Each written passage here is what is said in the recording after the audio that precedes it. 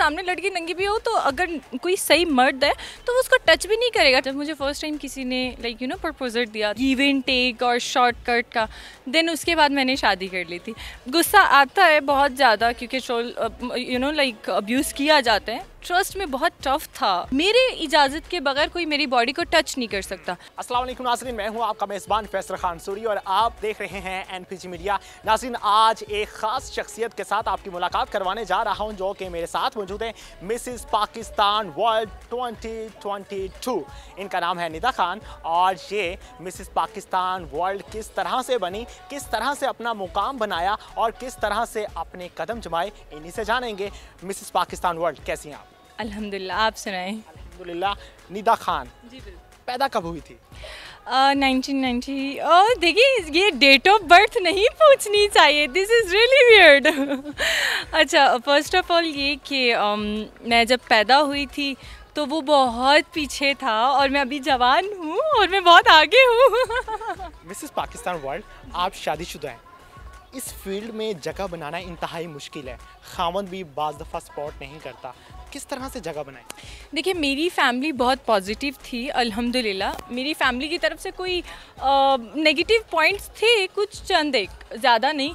क्योंकि मेरी ऑलरेडी बड़ी सिस्टर भी मॉडल हैं, शी इज़ ऑल्सो मॉडल, तो उसकी वजह से थोड़ा सा वो कंपटीशन लाइक सम टाइम होता है। देन मेरे हस्बैंड ने मुझे बहुत फोर्स किया था। बहुत शादी के बाद, शादी से पहले भी मैं थी इसी फील्ड में, शादी के बाद भी मेरे हस्बैंड शादी से पहले भी आपके खामन थे? नहीं, देखिए, शादी से पहले खामन कैसे हो सकते हैं? खामन तो ऑब्वियसली शादी के बाद बनते हैं ना।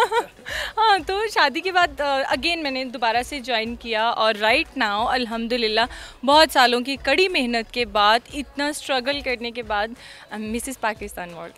निदा खान, बहुत सी मुश्किलात आती हैं। बहुत से लोग कहते हैं कि हमारी बिस्तर की जीनत बनो, या बहुत ज़्यादा फ्लर्ट करते हैं, लोग तंग आ जाते हैं, फील्ड छोड़ देते हैं। ऐसे लोगों का सामना करना पड़ा? बहुत ज़्यादा ट्रोल बहुत ज़्यादा लोगों ने किया। बहुत पहली बार किसने तंग किया आपको ज़्यादा? देखिए, जब मेरे साथ पहली दफ़ा हुआ था तो मैंने शादी कर ली थी। सीरियसली मुझे इतना ज़्यादा नॉलेज नहीं था। 2009 और 10 से मैंने स्टार्ट किया था, बिल्कुल छोटे छोटे डेब्यूज़ देने स्टार्ट किए थे। मुझे इतना ज़्यादा फील्ड का नहीं पता था। जब मुझे फर्स्ट टाइम किसी ने लाइक प्रपोजल दिया था, किस तरह का प्रपोजल? गिव एंड टेक और शॉर्टकट का, देन उसके बाद मैंने शादी कर ली थी। फिर शादी के बाद एक वो होता है ना कि आर्टिस्ट होता है, वो चाहे शादी कर ले चाहे मरने वाला हो, उसने अपना टैलेंट नहीं छुपाना।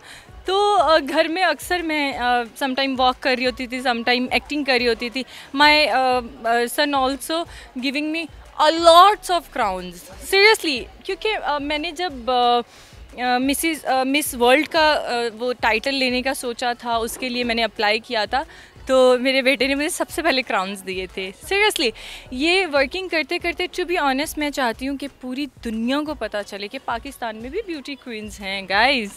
अच्छा निदा, फील्ड में बहुत से लोग आपकी बॉडी को अचानक से टच कर देते हैं, आपको पता भी नहीं लगने देते और एंजॉय करके चले जाते हैं। आपको गुस्सा तो आता होगा? Let me clear this one thing कि मेरे साथ ऐसा नहीं कर सकते। बिकॉज़ अगर कभी मेरे बालों को किसी ने गलत नीयत से टच भी किया ना, गलत नीयत क्या, हल्के से टच भी कर लिए ना, मेकअप आर्टिस्ट की तो एक अलग बात होती है, तो सीरियसली मैं बहुत ज़्यादा एक वो हो जाता है। ऐसा नहीं कि मैं फ़ाइट करूं, मैं लाउड हो जाऊं, मैं फ़ाइट करूं, ऐसा कुछ नहीं है। बट टू बी ऑनेस्ट, मैं उस जगह से थोड़ा स्पेस ले लेती हूँ, गायब हो जाती हूँ, बिल्कुल जैसे इशू मंतर। तो गुस्सा आता है बहुत ज़्यादा क्योंकि ट्रोल लाइक अब्यूज़ किया जाता है। ये एक कॉमन थिंग है, ये सिर्फ इस इंडस्ट्री की नहीं है, हर जगह की है। बस ये है कि यहाँ पे लोग कुछ ज़्यादा पढ़े लिखे अनपढ़ हैं, तो ये बहुत आम चीज़ है। इस चीज़ को हमें कंट्रोल करना चाहिए। जब आप कैट वॉक करने के लिए जाती हैं तो आपको बॉल ड्रेसिंग के लिए कहा जाता है, आपके जिस्म के अज़ा नज़र आ रहे होते हैं, लोग हुटिंग कर रहे होते हैं, तब क्या फील आ रहा होता है? देखिए, ये तो उन लोगों की सोच है ना जो मुझे गलत कमेंट्स पास कर रहे होते हैं। ये तो, इसमें तो मेरा कोई कसूर नहीं। मैंने देखिए मेरा मेरी मर्ज़ी का ये कंसेप्ट नहीं था कि मैं नंगी होके घूमूंगी, सॉरी टू से, ये आप थोड़ा वो कर दीजिएगा। ऐसा नहीं था कि नंगी होके घूमूं, उसका ये था कि मेरे इजाज़त के बगैर कोई मेरी बॉडी को टच नहीं कर सकता। मुझे बहुत दफ़ा हुआ है ऐसा कि लाइक ये आप हमारे सामने ड्रेस चेंज करें, मैं सॉरी मैं नहीं कर सकती सीरियसली। कैमरे वाले रूम में चेंजिंग रूम नहीं होता था, तो मुझे इतनी टेक्निक्स आ गई हैं इन लोगों के साथ रहते रहते, सीरियसली मैं मतलब यहाँ पे चेंज भी कर लूँगी किसी को पता भी नहीं चलेगा, इतनी टेक्निक्स आ गई हुई हैं। तो ये सब माशाल्लाह आप ही लोगों की बदौलत है। टेक्निक्स मैं भी जानना चाहता हूँ कि मेरे सामने किस तरह से कपड़े चेंज करें। जाहिर सी बात है आपको पता होगा कि मैं चेंज करूँ, ऐसा नहीं कि मैं कोई छू मंतर हो जाऊँ और मैं, पता होगा आपको, लेकिन आपको मेरे बॉडी का एक पार्ट भी नज़र नहीं आएगा, क्योंकि एक कवर अप होता है ना, इंसान अपने आप को उसी हिसाब से कवर करता है जिस तरह से उसने सीखा होता है। अगर मैं ज़्यादातर नॉर्मली जंप सूट वेयर करती हूँ, इवनिंग गाउन्स वेयर करती हूँ। अगर जंप सूट नीचे पहना, मैं इवनिंग गाउन ऊपर से पहन के जंप सूट नीचे से उतार लूँ कि आपको नज़र भी नहीं आएगा, एक कॉमन थिंक है। एंड सेकेंडली ये कि ये बहुत गलत चीज़ है जो लोग स्पेशली बहाने ढूंढते हैं, ये तो उन लोगों की है, ये जो बेचारे स्टार्टर हुए होते हैं, आप उन लोगों की बात सोचें जो कि बहुत ज़्यादा ऊपर लेवल तक पहुँचे होते हैं। तो खैर हमें इस चीज़ को कवर अप करना चाहिए, हमें अपने पाकिस्तान को रिप्रेजेंट करना है। मैं इस चीज़ पे इसलिए ज़्यादा सवाल उठाती हूँ, इसलिए ज़्यादा बोलती हूँ, बिकॉज़ मुझे लगता है कि ये पाकिस्तान का इमेज ख़राब कर रही है ये चीज़। अगर हमारे मीडिया के लोग नहीं ठीक है तो बाकी कैसे ऑडियंस ठीक होगी।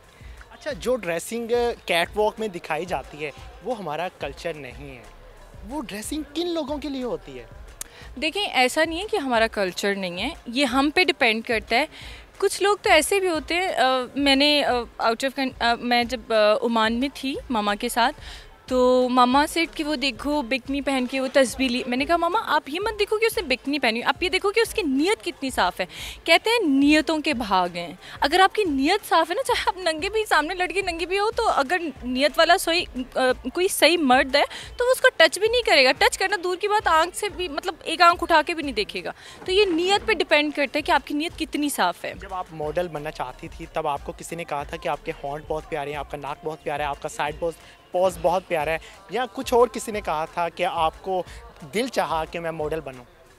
देखें, कुछ लोग तो बहुत पॉजिटिव थे इसमें, कुछ लोगों ने मुझे बहुत मैम समन और मैम सोनिया जो हमारी कंपनी की ऑनर हैं, और मैम समन जो हमारी कोच हैं, उन्होंने मुझे मैं सीरियसली बताऊं, पिछले 7-8 मंथ से मैंने अपने अंदर इतना एक चेंज पाया है कि मैं उन लोगों को इग्नोर करती हूँ। पहले मैं बहुत अग्रेशन था मेरे में, काफ़ी हद तक वो कोई बात करता था तो मैं उसको पलट के जवाब देती। अब मैम ने इतनी ट्रेनिंग की है हमारी एक एक बारीकी पे, हमें 6 मंथ लगाए उन्होंने। पर्सनली मुझे तो बहुत ज़्यादा उन्होंने ग्रूम किया, because I am also model, तो उन्होंने हर पेजेंट के हिसाब से मुझे वो किया है। हमारा सिलेक्शन भी बहुत सारे पेजेंट्स में हुआ है, उसी के अकॉर्डिंग हम लोग यहाँ तक पहुँचे। ऐसा नहीं है कि हम लोग कोई प्राइवेट कंपनी है या उस तरह का, ऐसा नहीं पाकिस्तान की तरफ से कंपनी वो रजिस्टर हो तो होता है, ये इंटरनेशनल लेवल की तरफ से है। पहले तो ये फर्स्ट ऑफ ऑल ये पाकिस्तान में थी ही नहीं,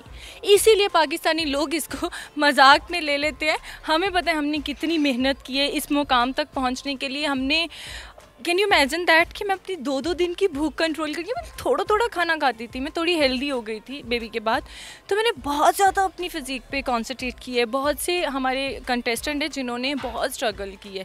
एक एक मिनट हमारे लिए, हमारा ऐसा होता था कि हम मतलब मॉर्निंग में निकले हैं, 5 बजे हमने उठना होता था, हमारी जो रूटीन बन गई हुई थी, मॉर्निंग में निकलते थे और हम लोग रात को आप हिसाब लगाएं 1 बजे 2 बजे हम घर वापस आते। वो 3-4 घंटे की 6 महीने नींद कोई ले, मैं तो काफ़ी दिनों से ऐसा होता है कि अभी तो आगे थोड़ा बिजी हो गई। इससे पहले जब हमारी सेशन हो रहे थे और हमारी ग्रूमिंग हो रही थी, हमारे सिलेक्शंस हो रहे थे, उस टाइम पे तो मैं 3-3 4-4 दिन नहीं सोती थी। सीरियसली मैं बहुत अपने आप को रेड बुल और एनर्जी ड्रिंक्स वगैरह से अपने आप को जगा के रखती थी कि नहीं सोना नहीं है, काम करना, वर्किंग। मेरे इतने डार्क सर्कल्स पड़ गए थे, ट्रस्ट में बहुत टफ था। और अब मुझे दुख होता है ये चीज़ देख के कि ये लोग इसको इतना मजाक में ले रहे हैं। This is really weird. अच्छा, जो लड़के, मुझ जैसे लड़के जो खूबसूरत नहीं होते वो एंकर बन जाते लेकिन वो मॉडल बनना चाहते, उनको क्या पैगाम देंगे? देखिए मेरी बात सुनिए, फ़र्स्ट ऑफ़ ऑल अगर आप अपनी होप लूज़ नहीं करते हैं ना तो आप बन सकते हैं। अगर आप अपनी ग्रूमिंग करें, आप अपना कॉन्संट्रेशन, आप अगर एंकर बन सकते हैं ना, आपको क्या पता था जब आप पैदा हुए थे कि आप बोल सकते हैं? सीरियसली ना, आपको क्या पता था कि आप चल सकते हैं? माँ बाप ने सिखाया ना, तो ये दुनिया ही आपको सिखाती है, दुनिया ही आपको ग्रूम करती है। आप बन सकते हैं, बॉडी बिल्डर भी बन सकते हैं, आप स्लिम भी हो सकते हैं। जब मेरे जैसी लड़की जो कि पूरी ज़िंदगी स्लिम रही है, वो जब मोटी हो सकती है, फिर वापस से स्लिम हो सकती है, तो कुछ भी हो सकता है। मैं बताऊँ, मैं अगर चाहूँ तो मैं 1 हफ्ते में मोटी होकर दिखाऊँ, इतना फूडी बन जाऊँ, और मैं अपने आप को कंट्रोल करती हूँ, दैट्स व्हाई मैं स्लिम रहती हूँ। तो इसी तरह हर बंदा अपनी फिज़ीक पे कॉन्सेंट्रेट करे, अपने ऊपर, अपना मिरर के आगे खड़ा हो के, जैसे आप अक्सर होस्ट कर खड़े होते हैं, एंकर खड़े होते हैं, वो मैंने एक एंकर भी बनी हुई हूँ, होस्टिंग भी की हुई है शोज़ की, और साथ ही साथ मैंने इवेंट ऑर्गेनाइज़र भी हूँ, और साथ ही मैं एक्टिंग की तरफ भी अभी रुझान कर रही हूँ। माशाल्लाह 2-3 ऑफ़र्स भी आ गई हैं। तो ये एक बड़ा कॉमन थिंग है कि लोग कहते हैं हम कुछ नहीं कर सकते। कुछ भी इम्पॉसिबल नहीं है, सब कुछ पॉसिबल है अगर आप चाहें। तो ये ना, आप अल्लाह ताला से जब कम्युनिकेशन अपने रख सकते हैं, कम्यून कर सकते हैं, तो फिर आप कुछ भी कर सकते हैं। बिल्कुल निदा खान, बहुत शुक्रिया आपका। आप कुछ भी बन सकते हैं अगर आप अपने आप पे मेहनत करें। इसी के साथ मुझे दीजिए इजाज़त। अल्लाह निगहबान।